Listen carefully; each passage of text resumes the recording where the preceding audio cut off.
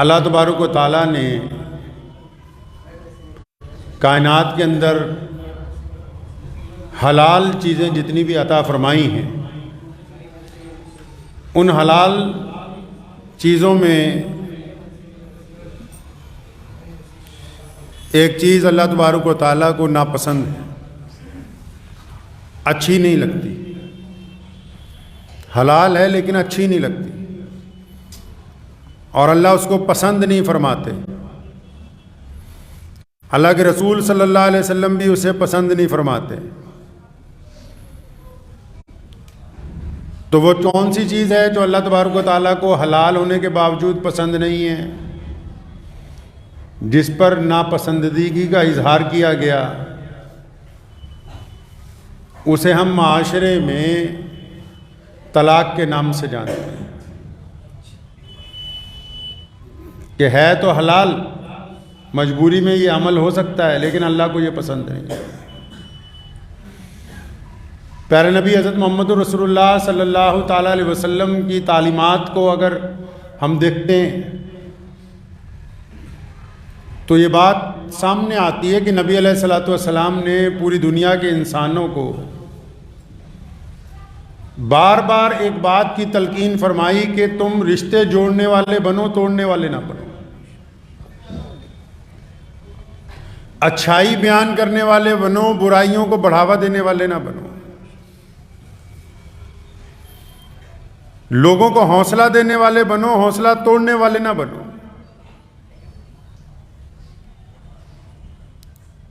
علامہ اقبال صاحب رحمۃ اللہ علیہ بہت پوری دنیا کی مشہور شخصیت ہیں۔ تو جب برطانیہ میں وکالت کرتے تھے انگلینڈ میں، تو ان کا ایک دوست ان کے پاس آیا تو اس نے کہا کہ مجھے اپنی بیوی کو طلاق دینی ہے۔ تو علامہ کو یاد آیا، وہ غیر مسلم تھا، کہنے لگا کہ جہاں تک مجھے یاد ہے تم نے تو اپنی پسند کی شادی کی تھی، اپنی مرضی کے ساتھ کی تھی۔ تو کہنے لگا ہاں، لیکن اب میں چاہتا ہوں کہ بس اس کو رکھنا نہیں ہے، تم میرا عدالت میں مقدمہ میری طرف سے دائر کر دو۔ وکیل تھے علامہ اقبال، بڑا سمجھایا، نہیں مانا، مقدمہ دائر کر دیا۔ جب 2-4 مہینے بعد فیصلے کی تاریخ آئی تو شام کو وہ شخص پھر آیا علامہ اقبال کے پاس، کہنے لگا وہ مقدمہ واپس لے لو، میں نے طلاق نہیں دینی اپنی بیوی کو۔ تو فرمانے لگے ایسی کون سی بات ہو گئی کہ اچانک تمہارے دل میں تو تمہاری بڑی منت کی، لڑکی نے بھی بہت منت کی، گھر والوں نے بھی، دوستوں نے بھی، تم تو ضد پہ اڑ گئے تھے۔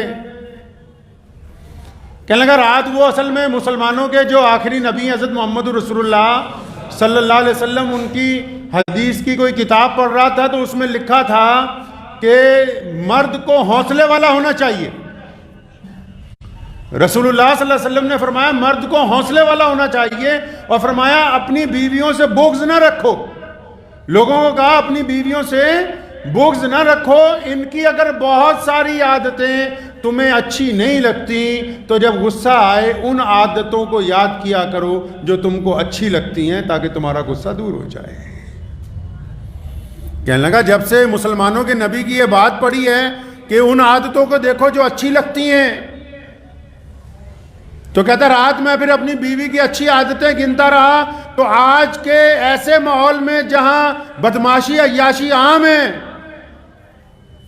کہتا اس ماحول میں بھی جہاں مجھے ایسا لگا کہ یہ بعض اوقات مجھ سے لڑتی ہے، جھگڑتی ہے، بدتمیزی کرتی ہے، اگر کام نہیں کرتی، لیکن اس بدترین ماحول میں بھی اس نے کبھی میرے علاوہ کسی اور کے ساتھ تعلق قائم نہیں کیا، اس بدترین ماحول میں اس نے میرے گھر میں کبھی خیانت نہیں کی۔ کہتا اس کی یہ نیکیاں مجھے اتنی پسند آنے لگی کہ صبح تک میرا فیصلہ تبدیل ہو گیا۔ اب میں نے سوچا کہ جیسے محمد رسول اللہ صلی اللہ علیہ وسلم کہتے ہیں اس طریقے کے ساتھ زندگی گزارنی چاہیے۔ نکاح جو ہے وہ 1-2 دن کا مسئلہ نہیں ہے، شادی 1-2 گھڑی کا بندھن نہیں ہے، اور شادی بزدلوں کا کام نہیں ہے، نکاح بے وفا لوگ نہیں کر سکتے۔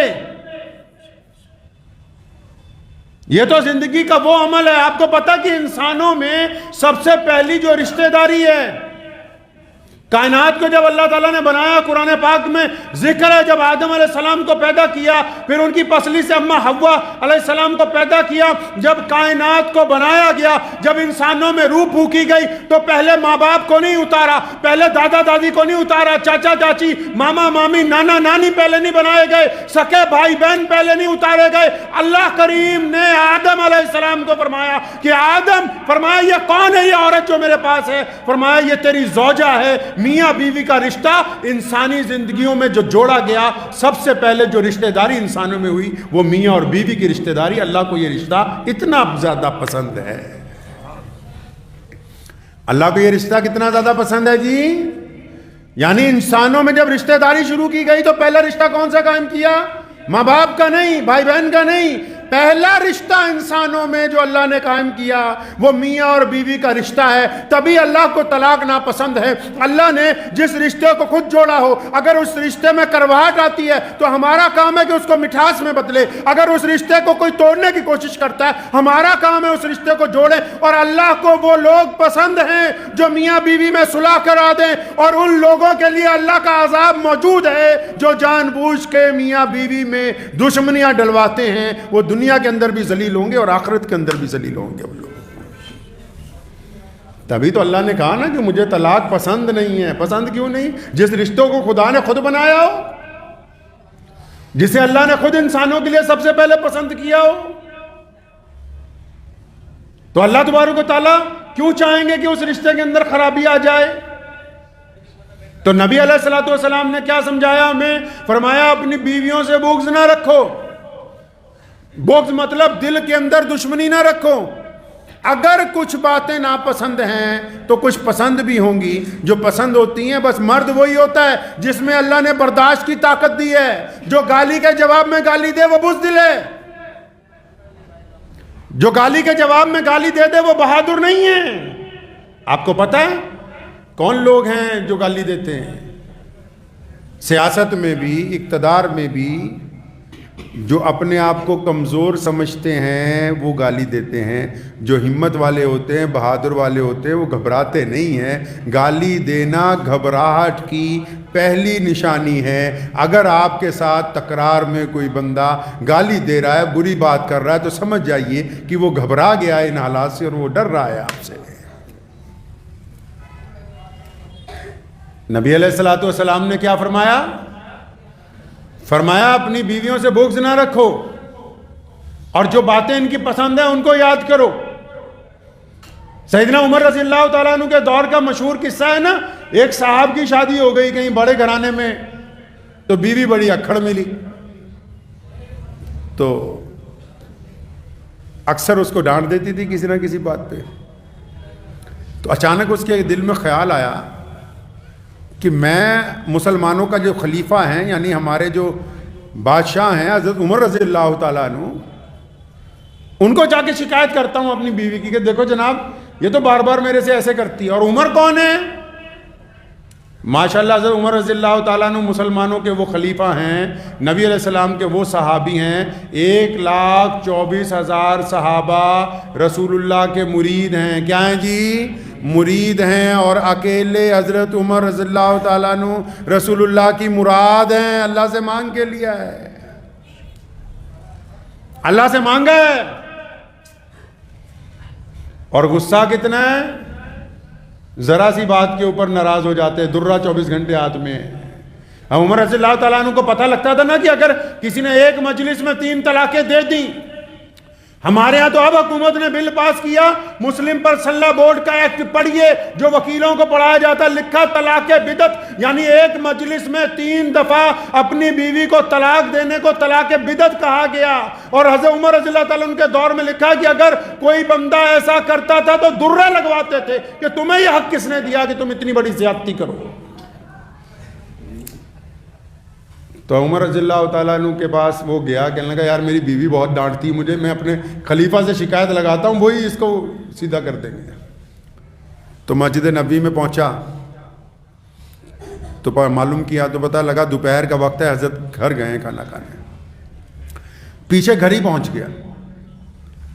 جن لوگوں کو اپنا کام ہوتا ہے نا، انہیں اپنا ہی کام ہوتا ہے، انہیں دوسرے کے کام سے کوئی مطلب نہیں ہوتا. اگلا کہتا ہے ہمارا کام ہو جائے, تم جو ہے سوتے رہو جاگتے رہو, اس سے کوئی لینا دینا نہیں. جاتے ہی دروازہ کھٹکھٹایا. اب یہ ابھی پہنچے ہی تھے گھر. اب جب اس نے دروازہ کھٹکھٹایا تو حضرت عمر رضی اللہ تعالیٰ عنہ نے ابھی آ ہی رہے تھے جواب دینے کے لیے دروازہ کھولنے, تو حضرت عمر رضی اللہ تعالیٰ عنہ کو ان کی بیوی نے کہا, میں پنجابی تو دستا ہوں, کہ پتندر پیچھے ہی آ گئے. عمر رضی اللہ تعالیٰ کی بیوی نے ناراضگی میں کہا کہ یہ پیچھے ہی آ گئے. سارا دن تم مسجد میں رہتے ہو, سارا دن مدینہ کی سڑکوں کے اوپر لوگوں کا حال پوچھتے ہو, ساری رات چہرے پہ نقاب ڈال کے مدینہ کی وادیوں میں گھومتے ہو, فرق کام ہی کوئی نہیں سوائے ان مسلمانوں کی خدمت کے. ابھی 2 منٹ کے لیے گھر آئے ہو کھانا کھانے کے لیے, یہ پتندر پیچھے ہی آ گیا ہے. اب وہ جب ان کی بات سنی نا اس نے, وہ گھبرا گیا, کہتا میں تو سمجھا تھا میری بیوی اکڑو ہے, یہاں تو خلیفہ کا ہی برا حال ہے. تو حضرت عمر رضی اللہ تعالیٰ نے اس دوران مسکراتے رہے, ہنس ہنس کے اپنی بیوی کی باتوں کا جواب دیتے رہے کہ کوئی بات نہیں بھلے مانس, میں دیکھ لوں گا, تو پریشان نہ ہو, میں آ گیا ہوں. تو اس کو یہ بھی سنائی دے رہا تھا کہ اتنا جلال والا خلیفہ. عمر رضی اللہ تعالیٰ عنہ کے جاہو جلال کی یہ مقام تھا جاہو جلال کا, کہ جب خلیفہ بنے بیت اللہ میں ایک شہزادہ طواف کر رہا تھا, اور اس نے طواف کرتے ہوئے غلام کو تھپڑ مارا تھا کہ اس غلام کا پیر اس شہزادے کے کپڑوں پہ آ گیا. عمر نے بلایا اپنے پاس, فرمایا تم نے اس غلام کو تھپڑ مارا؟ کہنا ہاں میں مارا, کیونکہ بادشاہ تھا نا اپنے ملک کا. اس غلام کو کہا میرے سامنے اس کے منہ کے تھپڑ مارو, کیونکہ کسی نے اللہ کی زمین کے اوپر کسی کے اوپر حاکم نہیں بنا کے بھیجا کسی کو. اتنے جاہو جلال والے تھے. لیکن گھر میں اب وہ بیوی اندر سے ڈانٹ رہی ہے, تو وہ جو باہر بندہ کھڑا تھا نا, تو اس کا تو بیچارے کی امیدوں پہ پانی پھر گیا, کہتا میں تو اپنی والی کی شکایت لگانے آیا تھا. تو وہ بیچارہ واپس پلٹا. تو عمر رضی اللہ عنہ نے جب دروازہ کھولا دیکھا جا رہا ہے, آواز ماری کہ بھائی رک جا, کیا بات ہے؟ کہا بس رہنے دے, میرے والی تیرے والی سے ٹھیک ہے, کچھ اتنے حالات خراب نہیں ہیں. پکڑا اپنے پاس بلایا, فرمایا رسول اللہ صلی اللہ علیہ وسلم کی سنت ہے, نبی علیہ السلام نے ہماری ماں کو ازواج مطہرات میں سے کسی کو ساری زندگی ایک لفظ نہیں کہا ناراضگی کا.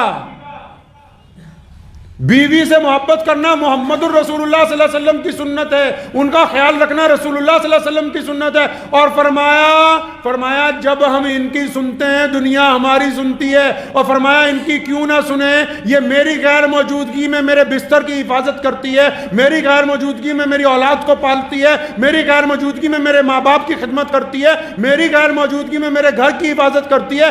اگر یہ میرے آنے پر چند ناراضگی کی باتوں کا اظہار مجھ سے کر بھی دے تو اس میں کیا مذائقہ ہے؟ نبی علیہ السلام نے فرمایا کہ مردوں کو کھلے دل کا ہونا چاہیے, کمزور دل کا نہیں ہونا چاہیے.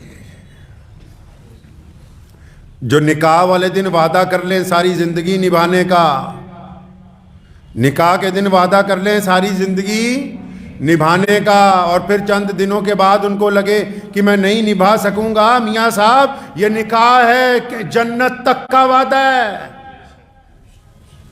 یہ نکاح ہے, دنیا نہیں, جنت تک کا وعدہ ہے. لکھا ہے کہ اگر بہت اچھے اعمال ہوں گے, اگر جنت میں اللہ تبارک و تعالیٰ کی طرف سے حوریں بھی مل گئیں, تو فرمایا کہ ان حوروں کا سردار اس بیوی کو بنایا جائے گا جس نے دنیا میں تمہارے ساتھ وقت گزارا ہے. امی عائشہ رضی اللہ تعالی عنہ ہماری ماں ہیں. نبی علیہ السلام کو ایک دن چھوٹی سی بات کہی, نبی علیہ السلام کے دل کو لگی, بڑی ادب سے فرمایا یا رسول اللہ آپ اس بوڑھیا کو بہت یاد کرتے ہیں. نبی علیہ السلام کی پہلی زوجہ امی خدیجۃ الکبریٰ رضی اللہ تعالیٰ عنہ. سونے پاک نبی علیہ السلام اپنی پہلی زوجہ کو بار بار یاد کرتے تھے, ہر لمحے. ان کی کوئی سہیلی آ جاتی تھی اس کا بھی اکرام, ان کے بچے آ جاتے تھے پہلے والے ان کا بھی اکرام, ان کا کوئی پڑوسی آ جاتا تھا ان کا بھی اکرام. نبی علیہ السلام کے پروٹوکول میں بھی یہ نہیں کہ جو بھی بندہ جو ہے وہ جس وقت مرضی نیند سے اٹھا لے, لیکن نبی علیہ السلام کے دور میں آپ اگر آرام بھی کر رہے ہوتے تھے اور امی خدیجۃ الکبریٰ کا کوئی رشتہ دار آ جاتا تھا تو آرام چھوڑ کے اس کے ساتھ ملاقات کرتے تھے. اب یہ چھوٹا سا جب چٹکی کی امی عائشہ رضی اللہ تعالیٰ عنہ, نبی علیہ السلام آپ دیدہ ہو گئے. فرمایا عائشہ خدیجہ نے اس وقت میرا ساتھ دیا جب پوری دنیا کے لوگ میرے دشمن تھے, خدیجہ اس وقت میرے ساتھ تھیں جب مکے کے ذرے ذرے سے لوگ پتھر اٹھا کے محمد رسول اللہ کی طرف مارتے تھے، جب ابو جہل ہمارا مخالف تھا، جب عتبہ مخالف تھا، جب امیہ سازشیں کرتا تھا، جب عبداللہ بن جدان جیسے بدترین کافر رسول اللہ صلی اللہ علیہ وسلم کے خلاف تھے، فرمایا عائشہ جب سارے مکے والے میرے دشمن تھے، خدیجہ الکبریٰ نے اس وقت میرا ساتھ دیا جب اور کوئی اللہ کے علاوہ دنیا میں میرے ساتھ نہیں تھا۔ لوگ ساتھ کو بھول جاتے ہیں، جب غصہ آتا ہے ساتھ کو بھول جاتے ہیں۔ نبی علیہ السلام نے، میں طلاق کے مسئلے کے اوپر آپ سے گفتگو نہیں کر رہا ہوں کہ کتنی بار کہنے پہ ہوگی کتنی بار نہیں ہوگی، میں یہ گفتگو آپ سے کر رہا ہوں کہ یہ عمل اللہ کو ناپسند ہے، اور وہ لوگ باز آ جاؤ خاندانوں میں جو دوسروں کی بیٹیوں کا گھر اجاڑنے کے لیے چگلیاں کرتے، جو دوسروں کے بیٹوں کا گھر اجاڑنے کے لیے چگلیاں کرتے، جو اس کام میں گھی ڈالتے ہیں بار بار جلتی ہوئی آگ میں کہ نہیں طلاق ہونی چاہیے، رشتہ دار آگے بڑھ کر لڑتے ہیں، دلہا دلہن خاموش تماشائی بیٹھتے ہیں۔ یہ پنچایتیں فیصلہ کرتی ہیں دو لوگوں کی قسمت کا۔ باز آ جاؤ، خدا کے عذاب سے ڈر جاؤ۔ اپنی گنڈا گردی سے اگر طلاقیں کرواتے رہو گے تو دنیا میں تمہاری موت سے پہلے تمہارے گھر میں یہ کام ہو کے رہے گا، کوئی طاقت اس کو روک نہیں سکتی ہے۔ گواہ سست مدعی چست والا گل ہے۔ لڑکا لڑکی صلح بھی کرنا چاہے نا تو ساس سسر اڑ جاتے ہیں، ہم نے نہیں لانی کسی قیمت کے اوپر۔ تمہارے گھر میں بیٹی نہیں ہے، تمہیں اللہ نے اولاد نہیں دی، اور ایسے لوگوں کا رشتہ توڑوا دینا، طلاق کروا دینی جن کے چھوٹے چھوٹے بچے ہوں۔ ہم نے اپنے والد محترم مرحوم شیخ اسلام مولانا حبیب الرحمن لدھیانوی رحمۃ اللہ علیہ کو ساری زندگی دیکھا، اور میں ذمہ داری سے کہتا ہوں یہاں بیٹھ کے کہ ہم نے ان کو کبھی یہ دیکھا ہی نہیں کہ کبھی کوئی طلاق کروا دی ہو، چاہے 10 بار مجلس کرنی پڑی، چاہے 20 بار کرنی پڑی، حتی الامکان کوشش یہ ہوتی تھی کہ ان کی صلح کیسے ہوگی، یہ واپس کیسے بسیں گے، کیونکہ ایک گھر ٹوٹ جانے سے ایک نسل برباد ہو جاتی ہے، صرف ایک گھر نہیں ٹوٹتا ہے۔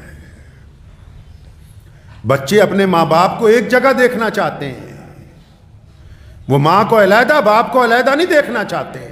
رشتہ داروں میں، گھروں میں ایسے لوگوں کے عنصر موجود ہیں، تمام لوگوں میں، چاہے وہ کسی بھی مذہب سے تعلق رکھتے ہوں، ایسے شرارتی عنصر موجود ہیں جو میاں بیوی کی باتوں کو مرچ مسالہ لگا کے، چاہے روٹی کھانے کے پیسے ہو نہ ہو، فون کو ریچارج کرا کے پورے رشتہ داروں کو بتائیں گے کہ فلاں کے گھر میں فساد ہے، یہ تو طلاق ہو جانی چاہیے، لڑکی رکھنے کے قابل نہیں ہے۔ جب یہ بات کہتے ہو تو اس لڑکی کو اپنی لڑکی کی جگہ رکھ کے سوچو، اپنی جگہ رکھ کے سوچو کہ یہ معاملہ ہمارے ساتھ ہو تو کیسا ہو۔ تو جو لوگ طلاق کرانے میں اپنے آپ کو ماہر سمجھتے ہیں، بہت بڑا کمال کرتے ہیں، وہ اللہ کے ناپسندیدہ عمل کو کام کر رہے ہیں۔ اللہ کو یہ بات پسند نہیں ہے، نبی علیہ السلام کو یہ عمل پسند نہیں ہے۔ بہادر تو اس کو کہا گیا جو حالات کا مقابلہ کرے، جو اپنی اہلیہ کے ساتھ، ماں باپ کے ساتھ ایسے گھر میں گزارا کر لے جہاں حالات بدترین ہوں۔ وہ بندہ کیسے بہادر ہو سکتا ہے جو ذرا سی بات پر لڑنے کے لیے تیار ہو جائے؟ جو بیوی کے منہ پہ تھپڑ مار دے وہ بہادر نہیں ہوتا، جو گفتگو کے اندر غصے کو محبت کی طرف ٹال دے وہ بہادر ہوتا ہے۔ نبی علیہ السلام سے پوچھا گیا نا، یا رسول اللہ بہادر کون ہے؟ فرمایا بہادر وہ نہیں جو پہلوانوں کو پچھاڑ دے، بہادر وہ ہے جو وقت پر غصے کو پی جائے۔ کئی لوگ بدتمیزی اس کے ساتھ طلاق دینے کے بعد آ کے کہتے ہیں مولانا صاحب طلاق غصے میں دے دی۔ ارے بیوقوف آدمی، غصے میں ہی تو دی جاتی ہے، اور یہ محبت میں دی جاتی ہے، یہ غصے کا ہی تو عمل ہے، اسی سے تو نبی علیہ السلام نے منع کیا۔ بات کو، گفتگو کو جو مزے لیتے ہیں لوگ، میں ان کو کہتا ہوں جو لوگ مزے لیتے ہیں، قرآن پاک پڑھو کبھی۔ 2 کام بڑی غلط کیے ہم لوگوں نے، اس ملک کے مسلمانوں نے 2 کام بڑے غلط کیے ہیں۔ کیا؟ پہلا، قرآن شریف کو بند کر کے غلاف چڑھایا، اس کی جگہ ناظرہ پڑھنے لگے، قرآن کا مطلب نہیں پڑھا۔ دوسرا، نبی علیہ السلام کی زندگی کی کتابوں کو بند کر کے فتوے کی 2-3 کتابیں لے آئے، بس۔ قرآن پڑھا ہوتا تو قرآن میں اللہ نے فرمایا میاں بیوی ایک دوسرے کے کپڑوں کی طرح ہیں، لباس ہیں، میاں بیوی ایک دوسرے کا لباس ہیں، میاں بیوی جب اکیلے ہوتے ہیں بس وہی اصل ان کا رشتہ ہے، وہ تمام باتیں آپس میں کر سکتے، تمام راز و نیاز کر سکتے۔ جب میاں بیوی کا رشتہ پنچایت کے اندر آ گیا تو پھر لباس اتر گیا۔ غیرت مند کون ہوتا ہے جی؟ غیرت مند مرد کون ہوتا ہے جو کہتا ہے میری بیوی کی طرف کوئی آنکھ اٹھا کے نہ دیکھے؟ وہی غیرت مند ہوتا ہے نا۔ تو پھر یہ کیسا غیرت مند ہے جو اپنی بیوی کا مسئلہ پنچایت کے اندر لے آیا؟ مرد بنیے، مرد بنیے۔ مرد اس کو کہتے ہیں جو غیرت مند ہوتا ہے، جو اپنا مسئلہ اللہ کے فضل سے رسول اللہ کے صدقے خود حل کرتا ہے، جو لوگوں کے اوپر پھرتا رہے، جو پنچایتوں کو تلاش کرتا رہے، اس کی مردانگی بہت پیچھے رہ جاتی ہے۔ پھر اس کی جو ہاتھ کی رسی ہے نا، وہ مفاد پرست لوگوں کے ہاتھ میں آ جاتی ہے۔ کسی کو اپنی اس بیٹی کے باپ سے دشمنی نکالنی ہوتی ہے، کسی کو بیٹے کی ماں سے دشمنی نکالنی ہوتی ہے، کسی کو اس گھر کو اجاڑنا مقصد ہوتا ہے، کسی کو ان کے گھر کے اندر ویرانگی لانی مقصد ہوتی ہے۔ جو پنچایت میں ہوتے سارے پنچایت والے دیانتدار نہیں ہوتے، ایک آدھا ہوتا ہوگا، باقی تو مزہ لینے کے لیے آتے ہیں۔ اور آپ تماشبین بن کے اپنے آپ کو ان کے سامنے پیش نہ کریں، بلکہ اس بات کو طے کر لیں کہ اگر ہماری بیٹی ہوتی تو ہم کیا کرتے۔ تو اس رواج کو ختم کریے، اللہ کو یہ رواج پسند نہیں ہے۔ اور عورتوں کو بھی کہتا ہوں، نبی علیہ الصلوۃ والسلام کا بھی حکم ہے۔ اور ویسے بھی آپ کو ایک راز کی بات بتا دوں، یہ جو زبان ہوتی ہے نا، بہنوں کو بھی کہتا ہوں، اس میں ہڈی نہیں ہوتی ہے، ہڈیاں توڑوا دیتی ہے۔ اس میں مرچ نہیں لگی ہوتی، لیکن یہ مرچیں لگا دیتی ہے لوگوں کو، یہی رشتے خراب کرتی ہے۔ بڑی دھٹائی کے ساتھ کئی بار بار کہتی کہ نہیں طلاق دے، تو اپنے باپ کا ہے تو دے۔ اپنے لفظوں پر غور کرو۔ دنیا میں سارا کھیل دل، نیت اور زبان کا ہے۔ فرمایا ایمان کے لیے کیا ضروری ہے؟ زبان اور دل کے ساتھ کلمہ پڑھنا۔ سارا کھیل ہی دل اور زبان کا ہے۔ جو دل میں ہے وہ زبان پر آ کے رہے گا۔ اس لیے بہنوں سے بھی کہتا ہوں کہ اپنی جو لہجہ ہے، لب و لہجہ جو ہے، اگر ہم اس کو درست رکھیں گے تو مردوں کے ساتھ اچھی زندگی گزارنا، اپنے خامد کے ساتھ اچھی زندگی گزارنا، گھر میں اچھی زندگی گزارنا کوئی بہت مشکل عمل نہیں ہے۔ جب بھی اچھی زندگی گزارنے کا فن دیکھنا ہو تو میرے پیارے نبی صلی اللہ علیہ وسلم کو پڑھیے۔ اور نبی علیہ السلام نے کیا فرمایا؟ فرمایا اے دنیا کے لوگوں، اے ایمان والوں، نیچے کو دیکھو ذرا۔ کہاں دیکھو جی؟ نیچے کو دیکھو۔ آج تو شادی کرنے جاتے ہو، قسطوں پہ سامان ہی اتنا لے لیتے، دولہے کو پتہ ہی نہیں ہوتا بھی کرنا کیا ہے، تو قسطیں ہی دینی صبح کو اٹھ کے، فریج کی قسط، موٹر سائیکل کی قسط، اے سی کی قسط، فلاں کی قسط۔ ارے زندگی اجیرن بنا دی۔ نیچے دیکھو میرے بھائی، نیچے۔ سڑک پہ چلتے ہو ان لوگوں کو دیکھو جو اخبار بچھا کے سو رہے ہیں، ان کو دیکھو جن کے پاس ایک گلاس پانی پینے کی ملکیت نہیں ہے، ان کو دیکھو جن کے پاؤں نہیں ہیں، جن کے ہاتھ نہیں ہیں، ان کو دیکھو جن کے پاس رہنے کی جگہ نہیں ہے، ان کو دیکھو جو اسپتالوں میں موت کا انتظار کر رہے ہیں، موت نہیں آتی، ان کو دیکھو جو علاج کے باوجود صحت یاب نہیں ہو رہے، ان کو دیکھو جو جیلوں میں پڑے ہوئے ہیں، رہائی کی امیدیں نہیں ہیں۔ جب نیچے دیکھو گے تو احساس ہوگا کہ کروڑوں انسانوں سے اللہ نے آپ کو اچھی حالت کے اندر رکھا ہے، پھر زندگی سے شکوہ نہیں ہوگا۔ اوپر کو دیکھ رہے ہیں بار بار، اللہ کے بندے نیچے دیکھو۔ اللہ نے آپ کو بڑی بہتر حالت میں رکھا ہے، اللہ نے بڑی عزت عطا فرمائی ہے، اللہ نے گھر عطا فرمایا، ماں باپ عطا فرمائے، بھائی بہن عطا فرمائے۔ تو اس لیے رشتوں کو جوڑنے کی بات کریں، توڑنے کی بات نہیں کرنی۔ اور جو بندہ، لکھ لیجئے یہ آخری میری آج جمعے کی گفتگو میں، کہ جو بندہ دو ٹوٹے ہوئے دلوں کو جوڑ دے، جو بندہ میاں بیوی میں صلح کروا دے، جو بندہ دو خاندانوں کے آپس میں گلے ملوا دے، جو بندہ دو بھائیوں کی رنجش کو ختم کر دے، اللہ فرماتے ہیں رسول اللہ سے کہا اور معراج والے دن کہا، نماز روزہ حج زکوٰۃ جب دیا اس کے اس وقت کہا، فرمایا میرے رسول دنیا میں جو بندہ کسی کا دل جوڑ دیتا ہے تو پھر فرمایا میں دنیا کی بھی عزتیں دوں گا، آخرت کی بھی عزتیں دوں گا، اس کے لیے سب کچھ اللہ تعالیٰ عطا فرمائے۔ دعا کیجیے اللہ اس پہ عمل کی توفیق عطا فرمائے۔ وآخر دعوانا الحمدللہ رب العالمین۔ بہت سارے لوگ کل سے پوچھ رہے ہیں بھی شہاب چتر بھائی پاکستان چلے گئے، پہنچ گئے کہ نہیں پہنچے۔ پچھلے جمعے کو میں امرتسر کی جامع مسجد میں تھا، وہیں نماز ہوئی تو شہاب بھائی سے بھی ملاقات ہوئی تھی، تو تقریباً ڈاکومنٹس کا کام کمپلیٹ ہے، لیکن ابھی تک پاکستان کا ویزا نہیں آیا۔ تو میرا اندازہ ہے کہ دسمبر اینڈ تک آ جائے گا. تو ابھی وہ امرتسر میں ہی ہیں, تو جو لوگ پورے ملک میں بار بار پوچھتے ہیں ان کی اطلاع کے لیے عرض ہے کہ جب وہ چلیں گے تو انشاءاللہ تعالیٰ سب کو بتا کے ہی روانہ ہوں گے انشاءاللہ تعالیٰ. ان کے لیے دعا کیجیے. واخر دعوانا